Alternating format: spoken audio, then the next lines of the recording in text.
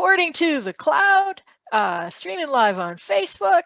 A chilly warm welcome from Prince Rupert, British Columbia, Canada. I'm Patty. I'm half of the Georgie and Patty duo here, flying solo for this episode of Building a U-Shaped Business with Georgie and Patty. Today, it's Building a U-Shaped Business with Patty. I have a slideshow and I will share it. All right, there's no Georgie to just sing. So there's no jingle today. So welcome. We're here building a U-shaped business. We do this every Wednesday at 9:30. Sometimes if we do it alone. So 9:30 Pacific time every Wednesday. And our conversation is always about building a successful business based on your purpose, your values, your personality, being self-employed and being awesome. That's what we're here about. Today is episode 97.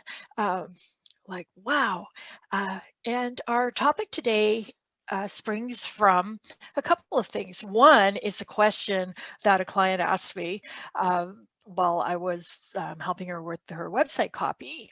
We were reviewing the about page that I had created for her, and she says, I noticed that you put the word expert in there. Do I have to do that? Do I have to say that I'm an expert? I'm not sure I'm comfortable with that. And this is not the first time that I had heard that. It's not the first time I've been asked this particular question, especially when we're talking about pages, websites, LinkedIn profiles, things like that. Do I have to say that I'm an expert? I'm not comfortable calling myself an expert. It's a thing. And so that's the question that we're going to take a look at today. And when this question should have an easy yes or no answer, Patty, but no, it does not. This is one of those questions where it can be really, really, really, really helpful to gain some perspective. We have a tendency, I notice this in myself, I notice it in my clients, we have a tendency to kind of sink back into ourselves, to look at the world from our own perspective. This is how we're wired. It's the first place we go. And that's that question. Do I have to call myself an expert? Helpful to have perspective for everything in your marketing.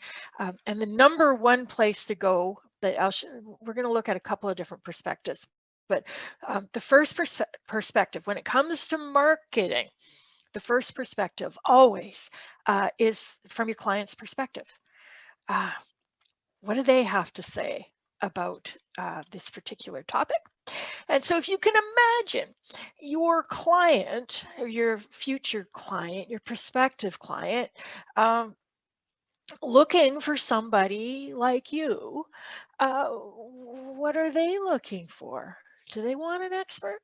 Are they going to search for an expert? When they type something into that little Google box, is it going to include the word expert? Or, are they looking for somebody mediocre, or, borderline incompetent, right?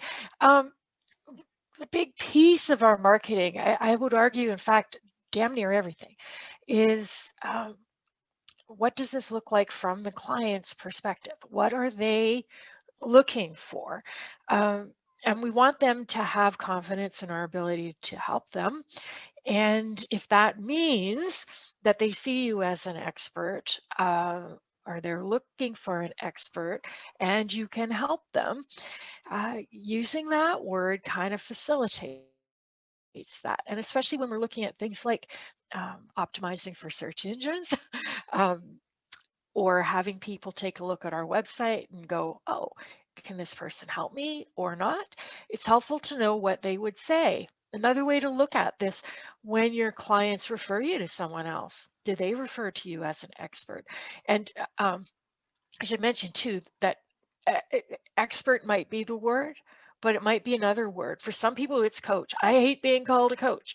Um, but if your clients are calling you a coach and your clients are looking for a coach, even if you don't actually like the word, it's sometimes useful for your marketing for you to embrace that. Just allow allow them to call you anything they want to call you as long as they're paying you, right? Um, so uh, are your clients looking for an expert? Do they see you as an expert? That's one way to look at it. Another perspective to look at is your competition. Are there other people out there who do what you do? Do they call themselves experts?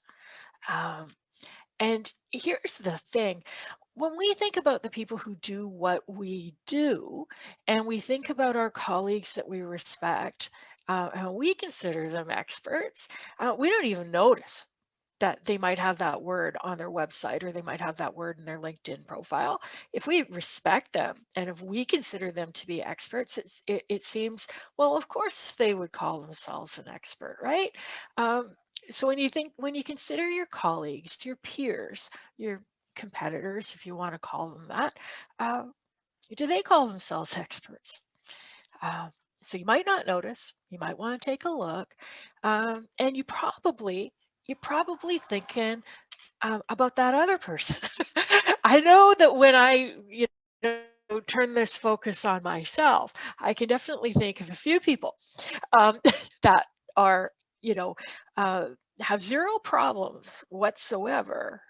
Talking about the fact that they are an expert, declaring their expertise, talking about how amazing they are at everything, even if they don't have a lot of experience or a lot of education, or frankly, they're not all that good at it. And I think we all have this experience of looking at our competitors and seeing people that aren't as good as we are, but are far better at promoting themselves and far better at naming the fact that they're an expert, even if it's just that they're just very much in touch with this idea that that's what clients are looking for. So that's something to consider in terms of your perspective. It's like, when you look at the perspective of you and the others who do what you do, what does that look like? Uh, and let's take the perspective of the experts Dunning-Kruger here. And I believe I've shared this in a previous presentation, but it's always good for a reminder here, is that on the road to mastery, as we become experts, um, there's variations in how we feel about ourselves. And this whole question about, do I call myself an expert, really comes down to confidence. How do I feel about what I do? How confident am I? Um, so that, you can look at that on that up and down y-axis here is, how confident you feel. And then your competence, your level of expertise and knowledge and experience, that grows over time, as you can see on the bottom there. And the curve looks a little like this. Uh, we start off in our field with a fair amount of confidence, and it's our perspective of coming in knowing nothing, and in a short period of time we know something.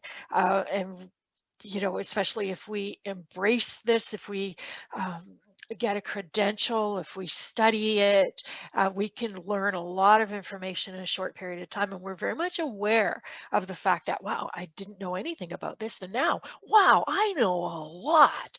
Uh, so it kind of goes up into this place of feeling fairly confident with a small amount of information.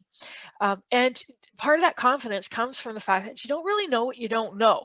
And then at some point, it's like a little door opens, a little bit of light comes in, and we just realize, holy crap, there's a whole bunch of stuff out there that I don't know about. And our confidence takes a dive, even though our competence has increased. Um, Affectionately known as the Valley of Despair. And that hump in the middle or in the early days where you don't know what you don't know, affectionately known as Mount Stupid. Um, but we fall into this valley of despair where we begin to doubt our competence because we're in this learning space again where we realize, wow, there's a lot to this field. There's a lot of information here that I don't have. And we kind of trudge up the mountain here to mastery when we come out the other side, when our confidence actually matches our level of experience and knowledge. And that can take some time, as you can tell by the graph. And this is the reality when we look at competition is that, we may be in that valley of despair, kind of clawing our way up the side of mastery. And there's a whole bunch of people right behind us that are pretty new and kind of perched on the top of Mount Stupid there, where they don't know what they don't know. And some of them have this crazy ability to stay there. Uh, Anyhow, perspective. This is Dunning-Kruger's perspective. Um, love this particular comic. Really talks about this idea of imposter syndrome is another word for this. This is Dr. Adams. She's a social psychologist and the world's top expert on imposter system. Ha, don't be silly. There are lots of scholars who have made more significant, oh my God, this can very much be your reality as you look at where you're at. Or, as Charles Bukowski says, the problem with the world is that the intelligent people are full of doubts, while the stupid ones are full of confidence. This is a comment on Dunning-Kruger syndrome. It's a thing. It's real. And in terms of perspective, now we can circle around back to your perspective again. And the question, are you an expert or are you not? And this fellow really wants to know whether or not you can fix that 286 he's got on the desk there. So are you an expert or are you not? Ultimately, you have to, if you're going to call yourself an expert, you're going to need to come around to this idea and embrace it and be cool with it.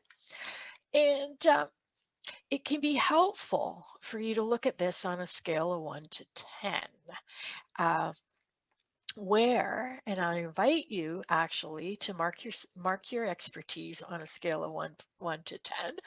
If you want to share it with me in the chat, you can, but don't do it yet because this is the scale I'm going to invite you to look at. So 1 would be your prospective client's level of knowledge, and sometimes when we're on this path to mastery and becoming more and more and more and more of an expert, we forget that our clients don't know nearly as much as we do, and they often get tripped up on stuff that we think is pretty basic. So in terms of your expertise, if you want to give yourself a 1, know that you are marking yourself down right at the level of your client's knowledge about your industry, right? So whatever it is that you know, is it more than what your clients know? If it's not, you can give yourself a 1 and you probably shouldn't call yourself an expert. And you're probably not going to be all that helpful to your clients. So I suggest that if you're helpful to your clients, you got to be at least a 2. And then 10. Not the best person in the whole world, not the person you've been learning from, not the guy that's making a million gazillion dollars and is, right at the very pinnacle. But what if 10 is the most knowledgeable person that your prospective client can reasonably hire? So if you look around at your peers, people who do what you do in the same general market, in the same general fee range, those competitors, um, who's the most knowledgeable there? They're the 10. And don't forget, this guy's kind of in that group, right? So where do you fall there when you look at just the arena that you're playing in? Um, for me, it's like I'm not going to compare myself to Seth Godin. Like he's a superstar, right?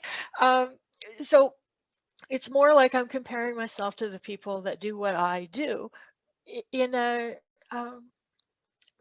in this particular pool, right? So what's the most knowledgeable person that your prospective client can reasonably hire?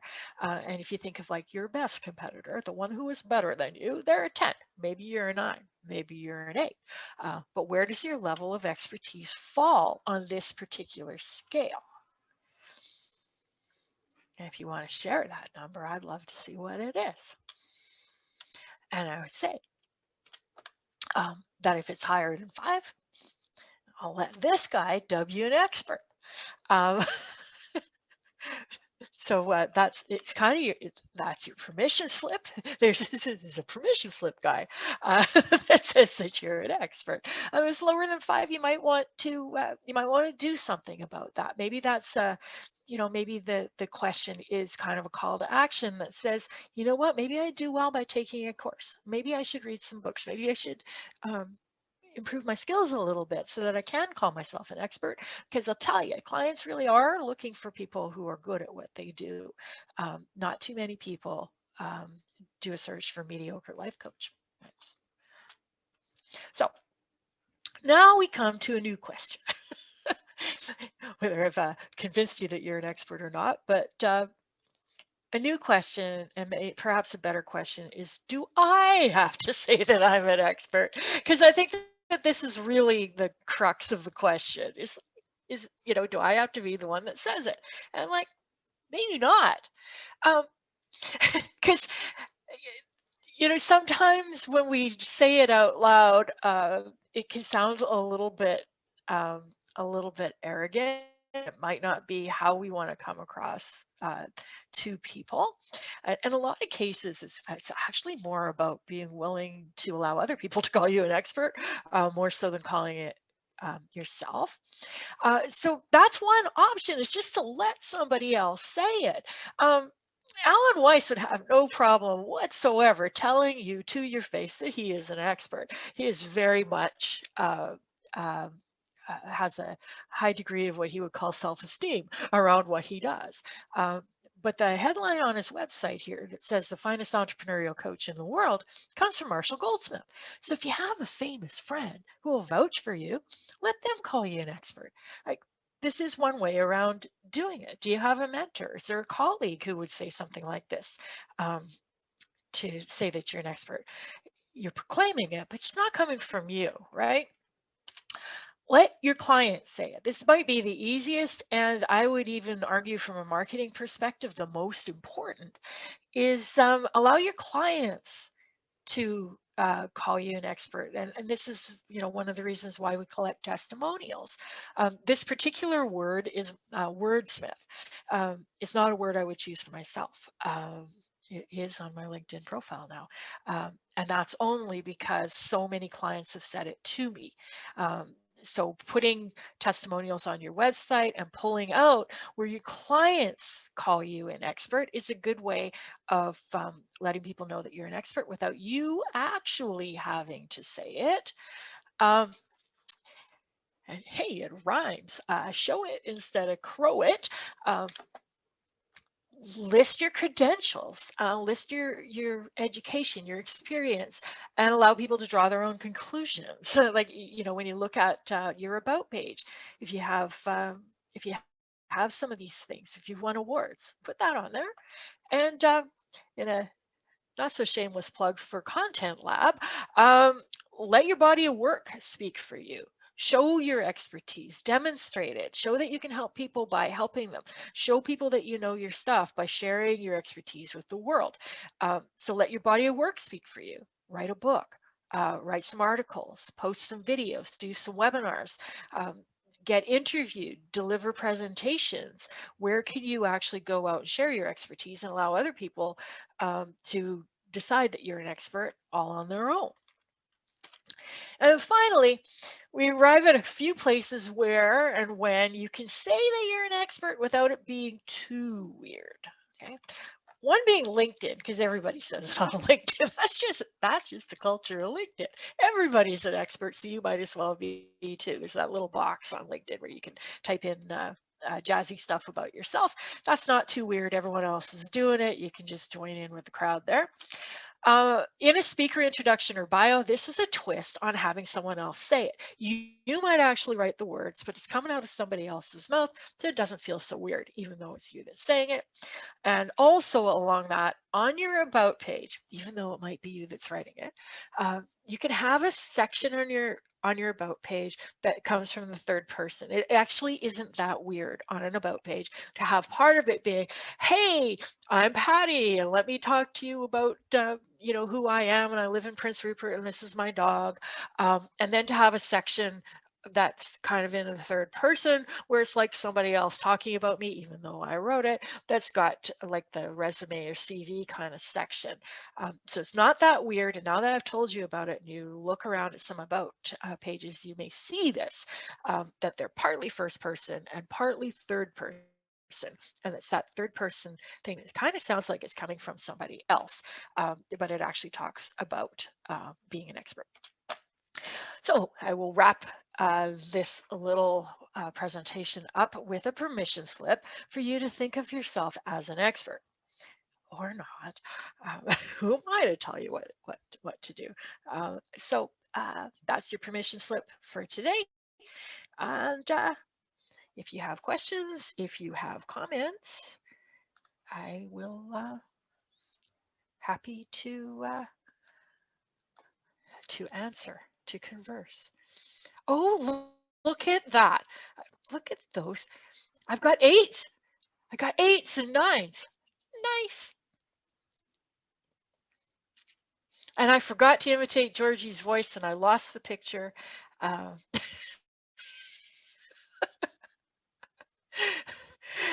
it's too bad because Georgie would probably have all kinds of really great stuff to say right now.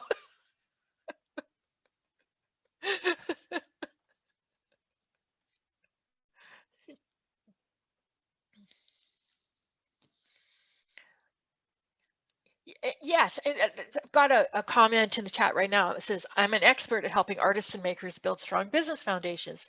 It's, you don't have to be an expert in everything. You can be an expert on the thing that you do. You can be quite narrowed in on what that expert is. And you may find that you feel more confident when you say that, when you're like, yeah, I'm an expert at this particular thing. So. I write recommendations for so many people, but I struggle to ask for them from others. Is there wording that you can recommend? This would be a Georgie question. One of the things, here's a little trick that I've learned about asking for testimonials or recommendations, is if you get them in the moment. For instance, sometimes I'll get an email and it'll be super, thank you so much, you're amazing, that kind of thing. And I'll just respond, hey, thanks so much for saying this. Can I use this as a testimonial? Or would you mind, copying and pasting this into LinkedIn and give me a recommendation that way? So in the moment, either when they've put it in writing or if we're on a call, I'll be like, can I use that as a testimonial, right? Like they just say it in the moment. I think, can I use it as a testimonial? And then I'll offer to write it for them and just send it to them and let them approve it.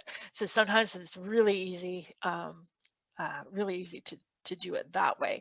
They're already kind of demonstrating it. And I think with LinkedIn, when you do if you're endorsing them and they can endorse you, I think that there's almost like a social kind of sense of reciprocation that comes from that. I think LinkedIn actually intervenes and says, hey, so-and-so recommended you, you will recommend them back, that kind of a thing. So put the quote back up on the screen. The quote, yes, I can do that. I just need to find it.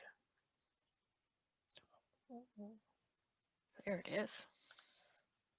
Share the screen.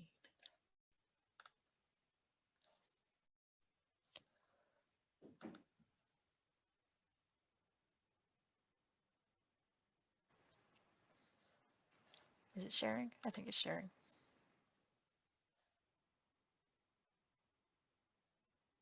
Oh, there's the green. There's the green box of awesomeness. So now I've lost the chat.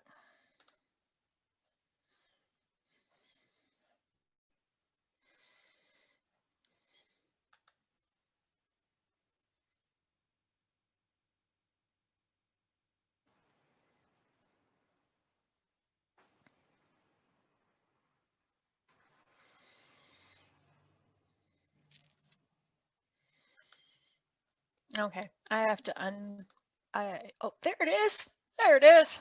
Okay. Got it. Excellent. All right. I'm an expert in helping detail-oriented people give much better presentations using brain science. Yes.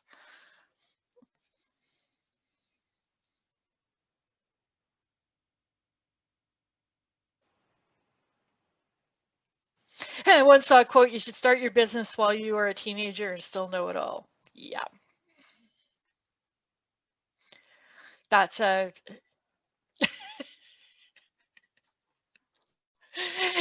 yeah. What would be an equivalent? You should start your business after like the first module of coaching school, something like that.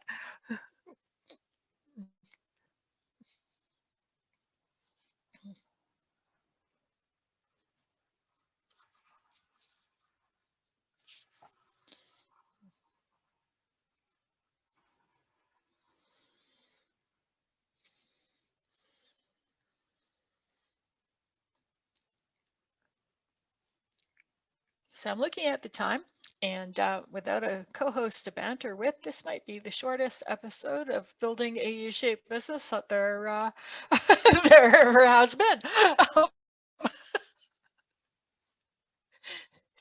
So thank you. Can you talk about Dunning-Kruger? Who are they?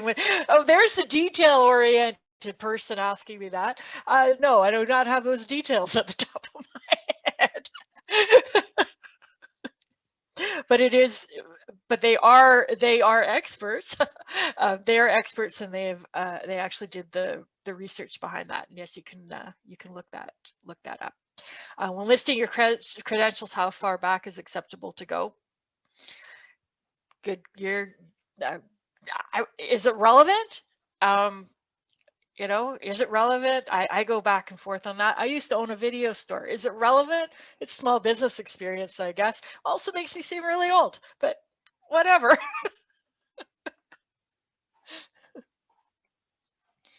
I'd say if it's relevant.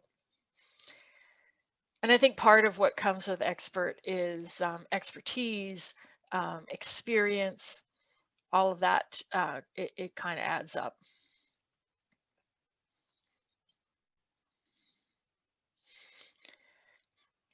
Data processing using templates before computers. Yes.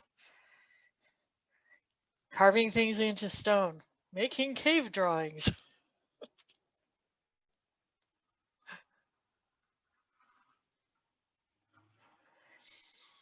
Knowledge of the Dewey Decimal System. Maybe not all that useful anymore.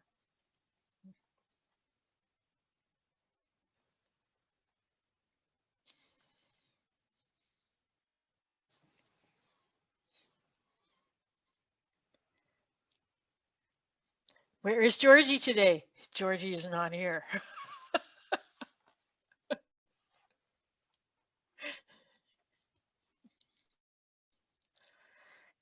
Georgie's in the witness protection program. Can't tell you where she is. No, she is attending to a family. Uh, her family needs her.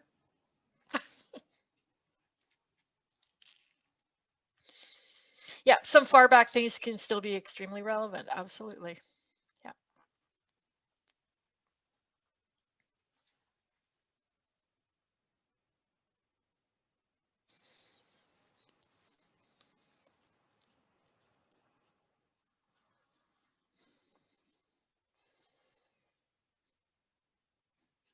All right.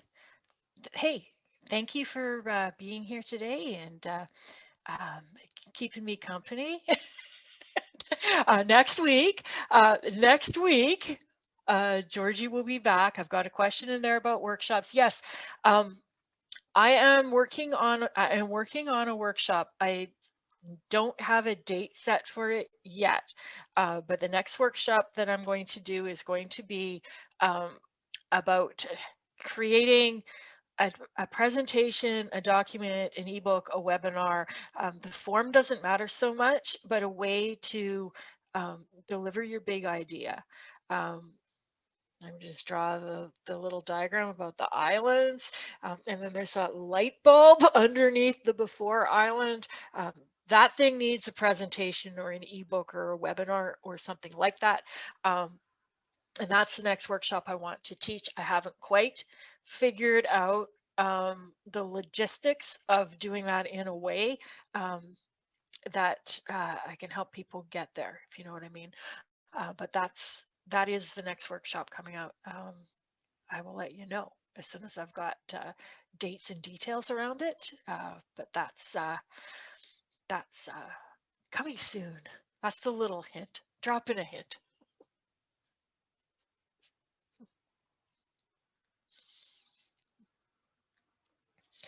All right. So I am going to wish you a wonderful week and look forward to seeing you back here next week with Georgie for building a U-shaped business. Have a wonderful day, and I will talk to you soon. Bye now.